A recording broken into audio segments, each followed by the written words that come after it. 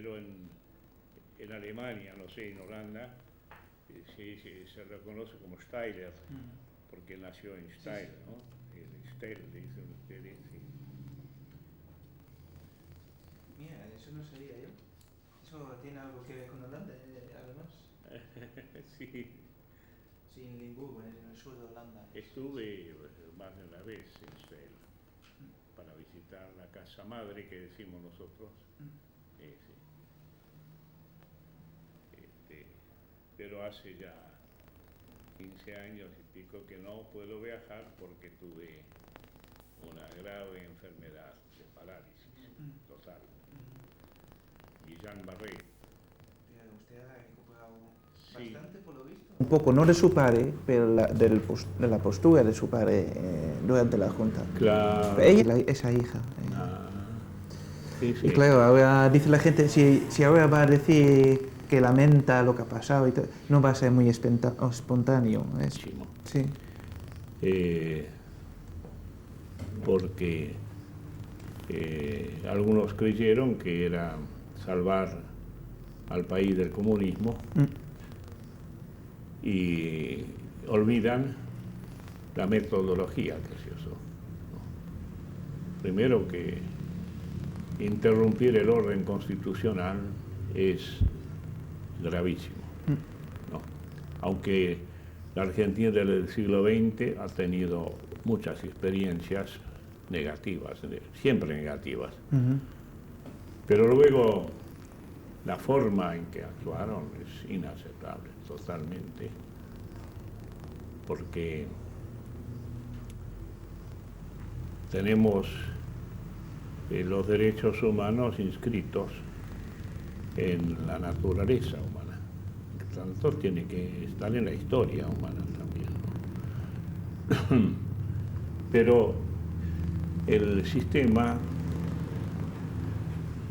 puede dominar la comunicación y entonces presentar como redentor lo que es un crimen. La dictadura tiene ese poder de convicción, ¿no?, que pasa a la población después el miedo enorme que se movía a la gente. Los familiares de los desaparecidos me decían: somos leprosos para la sociedad. Nadie quiere tomar contacto con nosotros, con los familiares de los desaparecidos. Sí. Aún muchos de nuestros familiares nos huyen, no quieren complicarse la vida, ¿sí? Entonces ese clima ha hecho que no hubiera un contrapeso como una opinión democrática se suele haber.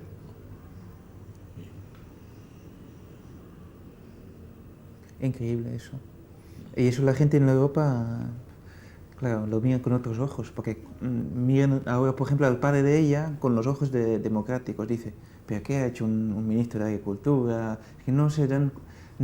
para nosotros es muy difícil imaginarse qué fue ese régimen, Claro. qué significaba en la vida cotidiana para la gente. Sí, claro, ¿no? Y el miedo enorme que infundieron en la población y la colaboración que han tenido también, eso está siempre cuestionable, aún porque el militar necesita del civil. Tenían armado la estructura, la planta funcional, como decimos, sí, eran en general civiles, por eso el análisis tiene que ir en mayor profundidad y cuestionarnos qué entendemos propiamente por convivencia social en libertad y según una constitución. Interrumpir el proceso constitucional es inaceptable. Nosotros los obispos en el año 81 hicimos un gran documento, Iglesia y Comunidad Nacional, defendiendo la democracia como doctrina. Faltó un poco el signo profético, de decir que esa democracia estaba perseguida por el régimen militar en curso. Pero de todas maneras nos hemos pronunciado por el régimen democrático como en ese momento el único aceptable. Así que ya no tendría que haber un golpe de Estado, de facto, como lo hubo tantas veces en el siglo XX. El siglo XX de la Argentina, del año 30 a los 73, 83 que reinició, fueron 50 años de golpes. Y cada vez el golpe era más ideologizado. No era un cuartelazo, como se dice. No. Detrás de cada golpe había una política, una ideología que se imponía gracias al régimen de facto, y la democracia después muchas veces tenía que aprobar por leyes lo que se habían dado por decretos en el régimen militar. Yo el año 81 llevé al Vaticano una carpeta de los sindicalistas que estaban en una asociación prohibida, porque la CGT de la Confederación, como los partidos políticos, no podían funcionar. Entonces ellos tenían una organización clandestina y me entregaron una carpeta para que la llevara al Vaticano, como lo hice, donde estaba la derogación de leyes, de artículos de leyes que en esos casi 5 años se habían dado por el régimen militar. Entonces no era simplemente impedir el comunismo, no, era implantar una nueva política, un nuevo Estado, ¿no? Económicamente y también legalmente, aunque ellos tenían la CAL instalada en el Parlamento, la Comisión de Asuntos Legales, CAL, que legislaba. En realidad es no solo inaceptable, hasta ridículo que un grupo diga: ocupamos el Parlamento, sí, estamos haciendo leyes. No, pero esto se ha aceptado y que ya nunca más se debería aceptar, seguramente de aquí en adelante. Y nuestro régimen democrático hace muchas aguas, como decimos, tiene muchos defectos porque nunca fue practicado más que transitoriamente. La mejor escuela de democracia es el ejercicio de la democracia, aún con todas las falencias que puedan. Pero cuando te dejan la democracia por 5 años, generalmente era el periodo, te la cortan, después llaman a elecciones, no hay escuela, no hay planta funcional de los partidos, arman rápidamente las listas, no se ha hecho una escuela, un ejercicio. Por eso Dios quiera que del año 83 en adelante nunca más se interrumpa el proceso. Entonces, dentro de 20 años, los argentinos tendrán una democracia mejor. Tiene que purificarse por el ejercicio mismo, perfeccionarse ejerciendo la democracia. Eso es absolutamente necesario y tiene que terminar la permisividad de los golpes de facto. Si querés sentarte acá, va a estar un poquito más en eje la dirección de mirada. Y entonces un poco más... Arrancamos ahí en un plano inicial que es este y después cerramos. De acuerdo. Cuando guste. Monseñor Novak, este año es la primera vez que conmemoran el Día de la Memoria. ¿Qué significa eso para usted? Y los 25 años que se redondean mañana justifican que se quiera dejar definitivamente sentada una conciencia que ha madurado en el dolor, en el horror, en las lágrimas de mucha gente, en la sangre de mucha gente, en el martirio de mucha gente.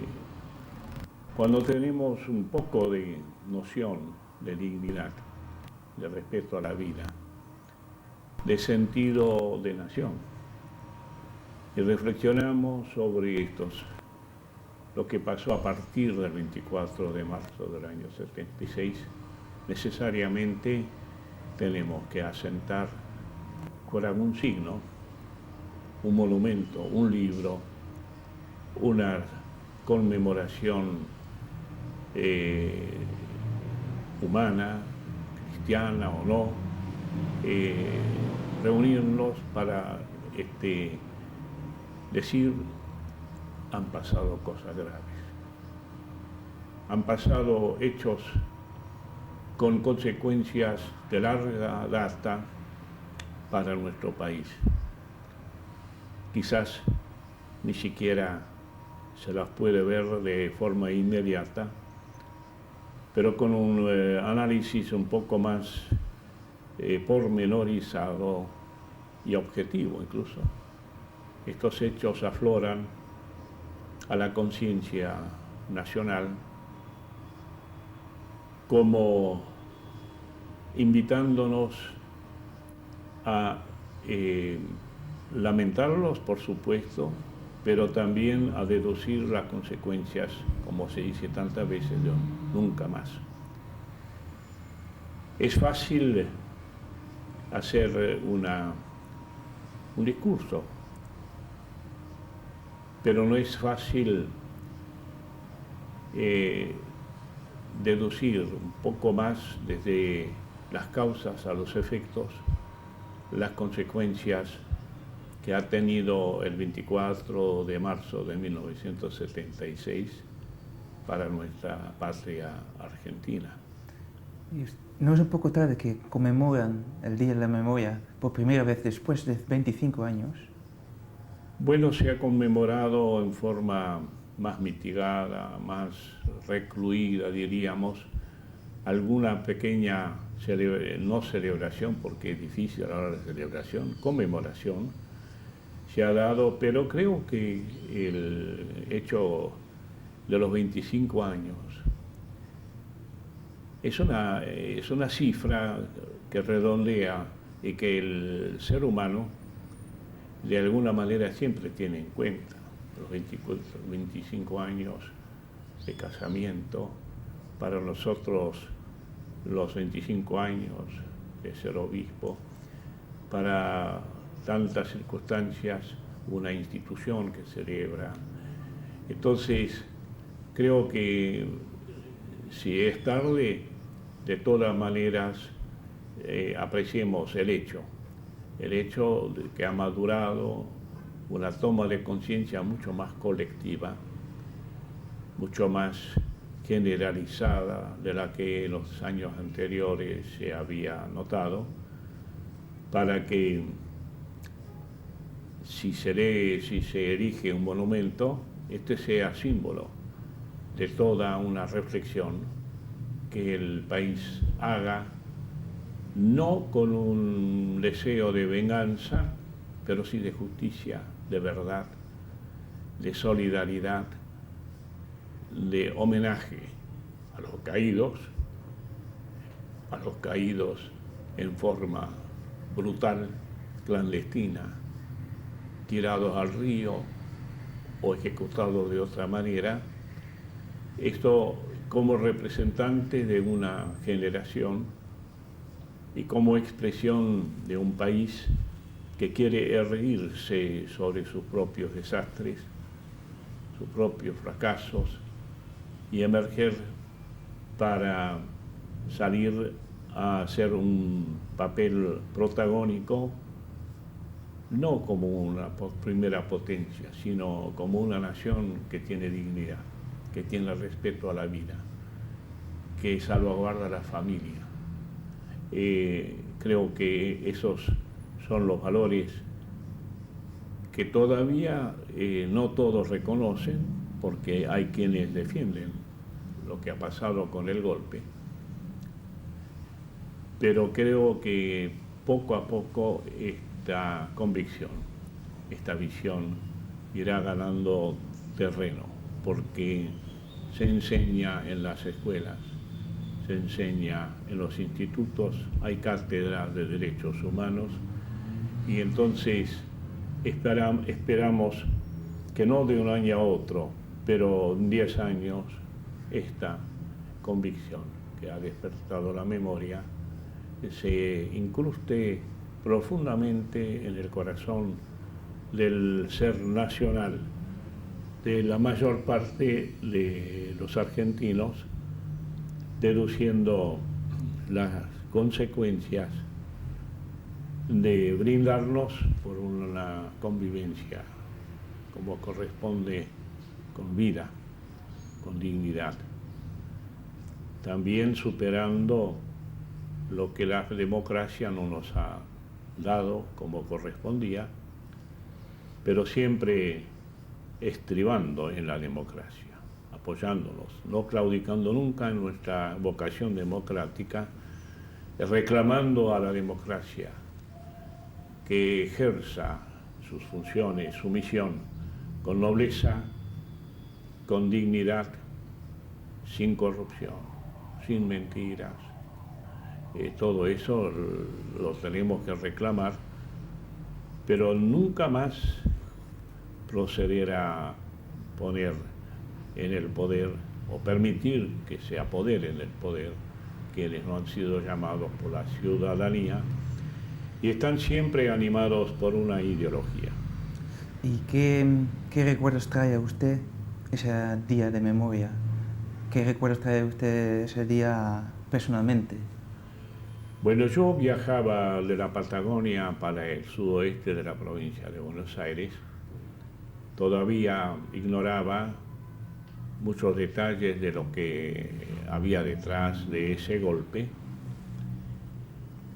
Y entonces lo viví como un ciudadano más, con cierta indiferencia, si cabe, como un relevo más que hacían los militares a los civiles, que desde el año 30 lo estaban haciendo, cada 5 años, 3 años, cada 10 años según. Y recién los meses siguientes tomé contacto con el nacido, estaba naciendo el movimiento ecuménico por los derechos humanos, tomé contacto antes de ser obispo, pero sobre todo cuando me ordenaron obispo, el 19 de septiembre del mismo año 76, abrí los ojos anchamente, porque los familiares de los desaparecidos acudieron a mi oficina cuando corrió la voz de que yo los recibía. Se fueron acumulando, no solo de la zona nuestra, de otras zonas también, y a partir de ese momento sí, mi visión cambió completamente, porque estaba en contacto vivo con los que sufrían parte de las consecuencias del régimen instaurado en marzo. Y las entrevistas, más que pastorales, porque eran una diócesis nueva, eran sobre derechos humanos. Después, los años siguientes, la diócesis creció y bueno, también entonces se acumulaban los temas estrictamente pastorales en la curia, pero los primeros meses fueron especializados en recibir a familiares. ¿No fue peligroso para usted? yo miraba siempre a Jesús y al Evangelio. Y estaba dispuesto a morir. Nunca me dejé guiar por otro motivo. No solo en la oficina he compartido las lágrimas de gente, a veces muy bien colocada en la sociedad, pero cuando estaban a solas conmigo, echaban a llorar como niños, denunciando la desaparición del hijo o de la hija, describiéndome las desapariciones, las fatídicas horas 3 de la mañana, ¿no? Después, en la vida práctica, hice mi trabajo de obispo. Yo manejaba el coche personalmente, volvía a las 11 de la noche a una casa que estaba completamente sola, a 30 cuadras del centro de Quilmes, y siempre estaba preparado para mi propia desaparición. Cuando bajaba del coche a abrir el portón me decía, te estarán esperando. Porque el escuchar tanto los relatos se incrustaban en mi interior, se encarnaban en mi propia vida. Y cuando a las 3 de la mañana me despertaba y oía que pasaba por la vereda una persona taconeando, dije, ahora te buscan a vos, ¿no? Pero miedo, francamente, no tenía, porque me hice fuerte en la oración. A las 3 de la mañana me despertaba, rezaba el Padre Nuestro y volvía a dormir. Me habían advertido, un funcionario me advirtió, Monseñor, no viaje nunca solo, porque no faltará quien quiera hacer un accidente, como Monseñor Angelelli, ¿no? Pero no, yo viajaba solo, porque no tenía para pagarme un chofer, pero con gran tranquilidad. ¿Y la muerte del Monseñor Angelelli no le causaba más miedo aún? No, simplemente porque una vez que yo entré en contacto con la situación, con los hechos, entonces me puse en mi papel de buen pastor que tiene que darse necesario la vida por las ovejas. Pero eso no lo considero como un heroísmo, sino como lo más normal que debemos hacer y debíamos hacer entonces. Pero vuelvo a decir, el 24 de marzo, viajando allá de la Patagonia para el sudoeste, era una impresión, la de todos, la de muchos. Y a partir de septiembre, cuando horas y horas y horas, todos los días venían los familiares, ya mi visión era completamente distinta. Y entonces me traté de crecer en mis motivaciones, abrir los ojos a la realidad, y lógicamente sentía una solidaridad total con los familiares. En junio del año 79 empezamos a celebrar las misas con los familiares de los desaparecidos, rotando por las diversas, una vez por mes. Mañana vamos a estar en la catedral. La primera misa la celebré en junio, fines de junio del 79 en la catedral. Se pobló, se llenó de pañuelos blancos. Ante todo, las madres venían, ¿no? Y esa escena se repetía mes por mes en cada una de las iglesias donde íbamos. El 70, en la primera misa, no tenía preparado el sermón, pero Dios me inspiró en el momento del sermón, de la homilía. Hice públicamente mi entrega a Dios. ofreciendo mi vida para que se aclarara la situación de los desaparecidos, para que hubiera verdad, información a los familiares. De esa ofrenda nunca me he arrepentido y Dios me la ha mantenido viva también en los años siguientes. De todas maneras, era una oración con los familiares. Un abogado me preguntó después, ¿y usted por qué hacía la misa con los desaparecidos? Dije, no la hacía con los desaparecidos, la hacía por los desaparecidos, pero con los familiares de los desaparecidos. ¿Y por qué lo hacía? Porque ellos me la pedían oración. Tenían derecho a recibir el culto de la iglesia y a que nos manifestáramos públicamente como solidarios de su dolor. En las veredas estaba la policía como un preaviso. Así que ustedes de nuevo van a hacer esa cosa rara, le decían a las madres, como amedrentándolas, pero era lo mínimo que nosotros queríamos y debíamos hacer en una manifestación religiosa, pero también de gran solidaridad con esta buena gente. Invitábamos a los fieles nuestros, no todos, porque había mucho miedo de pronunciarse por los desaparecidos a través de sus familiares, porque ellos me decían, somos leprosos para los demás.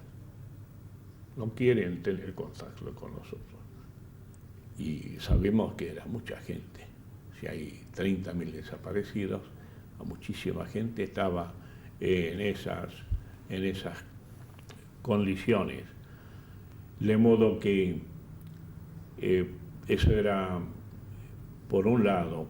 Por otro, con el movimiento ecuménico por los derechos humanos, estábamos tratando también de hacer un servicio legal y asistencial.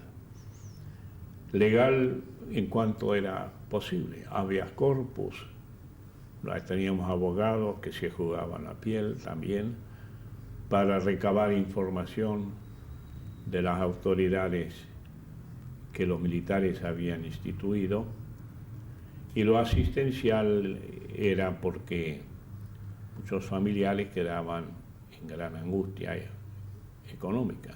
Conozco el caso de un matrimonio de ancianos que tenía que ponerse a trabajar a los 70 años para poder subsistir.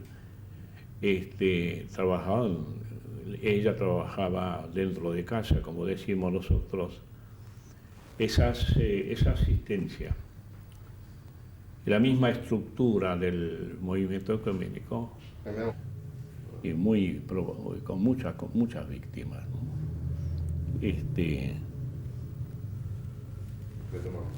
Sí. Entonces usted ha conocido a muchos familiares. ¿Hay Sí. una historia especial que usted se recuerda de una familiar, un grupo de familiares? Sí, algunos recuerdos puedo detallar. Había un señor que había sido administrador de un hospital importante y que para fijar la catadura moral de este hombre, él dice, monseñor, yo hoy todavía viajo en colectivo. He manejado mucho dinero como administrador del hospital. No he robado un peso, por eso hoy viajo en colectivo. Bueno, él me contó, tendría unos 70 años, que se presentaron a las 3 de la mañana, 20 coches rodeando su casa en Quilmes. Entraron, les vendaron los ojos y él me dijo, a él y a la señora. Y él decía, creía que lo iban a fusilar. Dice, nos llevaron a la cocina y pidieron la dirección de nuestros hijos. Y se fueron. Al día siguiente, el hijo médico que estaba en Buenos Aires había desaparecido. De esa lista, el médico. Una familia modelo, este señor. Viajo en colectivo. No he robado un peso.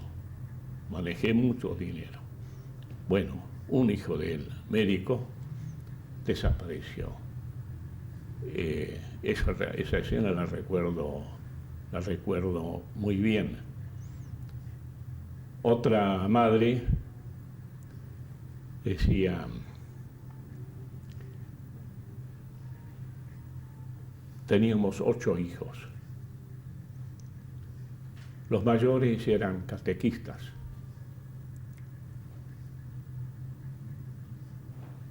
Y se pusieron en los montoneros. Y si yo le discutía a mis hijos, ustedes están equivocados. Y ellos me decían, mamá, todo está podrido. Eso no se puede cambiar de otra manera. Bueno, uno de ellos murió en un enfrentamiento. Los otros 3 desaparecieron, entre los desaparecidos. 4 hijos, entonces. Y me decía, mi problema es ahora convencer a los 4 menores que sus hermanos mayores no habían sido héroes. Esta señora muy católica, pero tenía esa convicción que la violencia no había que emplearla, e incluso más allá de lo equivocado que pudiera estar, no reconocía la nobleza de estos muchachos que ofrendaron su vida por un ideal. La metodología equivocada, pero el objetivo de ese ideal no estaba equivocado, ¿no? Otra escena, las noticias de lo que pasaba a veces en los centros de detención se filtraban, y esa noticia después se comprobó cuando ya vino la libertad. Un matrimonio joven, ella tenía que dar a luz. Entonces a él lo ataron a un árbol y ella tenía que delante de él dar a luz sola, como podía, como un animal. Esta escena que alguien tiene que haber evidentemente contado, porque después se verificó, nos da pie para imaginar cuántas otras cosas habría en los centros clandestinos de detención, ¿no? Un señor de punta en blanco, como decimos, es decir, una persona, creo que era abogado, muy bien presentado, alto, se entra en mi oficina y cuando está a solas conmigo se desploma, se echa a llorar como un niño. Afuera un personaje, pero dentro era el padre de una, no sé si de una chica o de un joven desaparecido. Estas escenas, estos relatos se sucedían constantemente. Otras veces la gente no tenía detalles, desapareció, salió el hijo, la hija, no estaban más, pero Algunas de ellas, como esta, se me han grabado indeleblemente. Y claro, estos te motivaban tanto más a no aflojar. Lo que yo podía ofrecer en la oficina era escuchar, era anotar, y mi secretario después tomaba nota del nombre de los...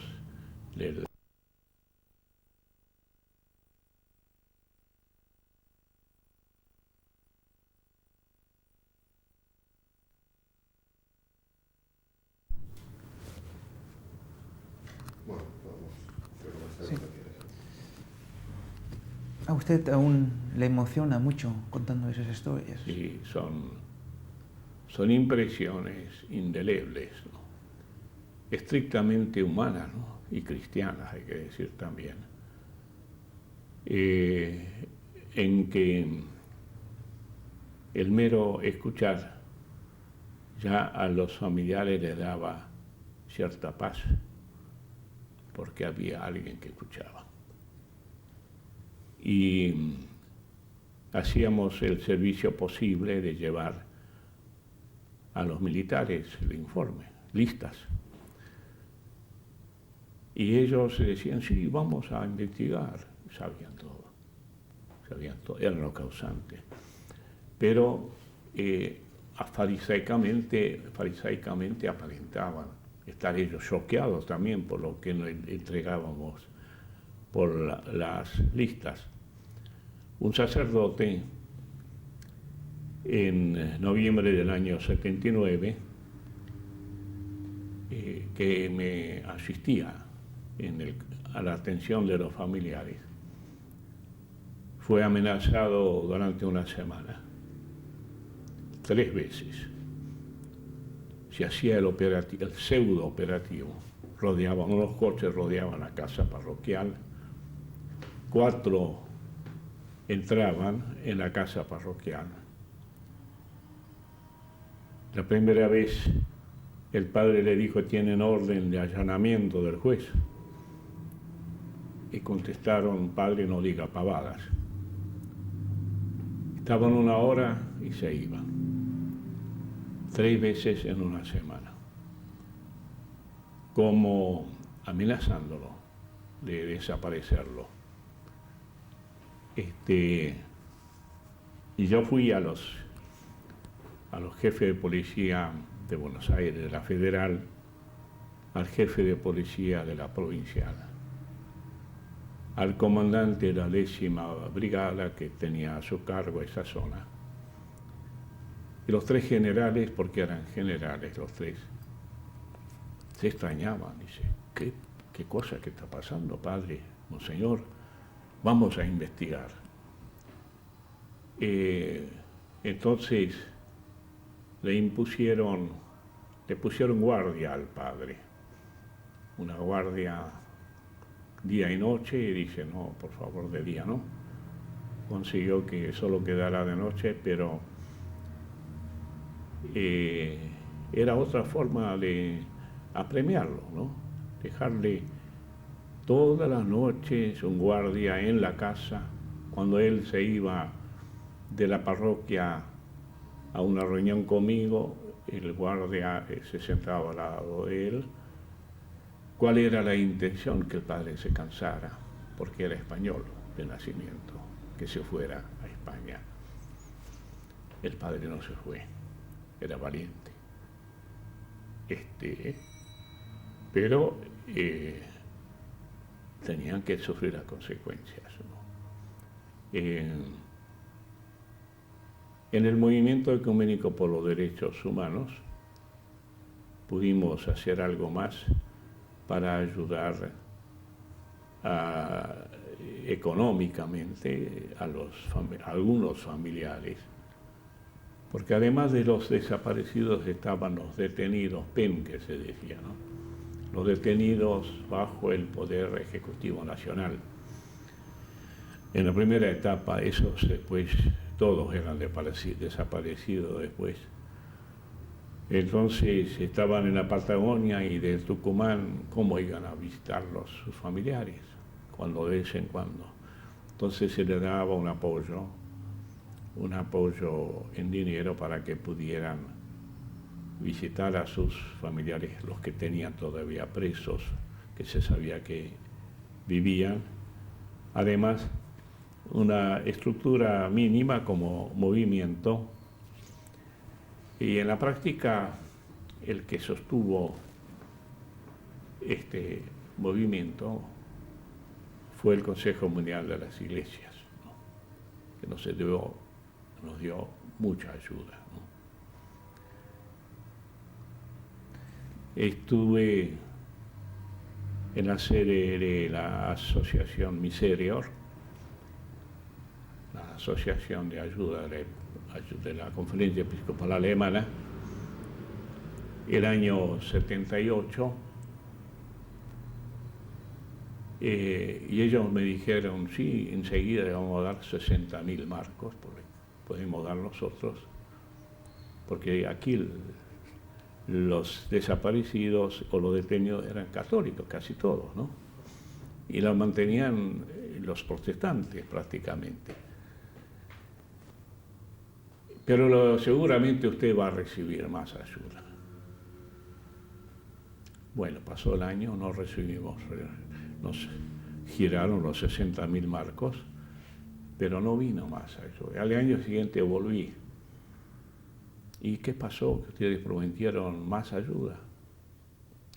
Dice, hubo una queja de la Conferencia Episcopal Argentina, que nosotros no podíamos ayudar por esta causa. Así que todos esos años hemos estado, gracias al Consejo Mundial y a algunas otras asociaciones, pero mayormente siempre protestantes. La ayuda era, en lo legal era relativa. Era relativa porque se podía hacer el recurso del habeas corpus, pero eso terminaba allí. Teóricamente no se sabía nada, y entonces no se respondía nada tampoco. En ayuda económica sí se pudo hacer bastante gracias a estos fondos que nos venían de Europa. Y eso fue en los años difíciles, sobre todo los primeros, donde más cundieron las desapariciones y estaban todavía los detenidos PEN. Luego, sobre todo con la restitución del régimen democrático, las ayudas disminuyeron mucho y poco ya podemos hacer más que ejercer un profetismo denunciando situaciones de injusticia también en el régimen de la democracia. Pero era impensable hacer una colecta en nuestras iglesias para ayudar a esta causa.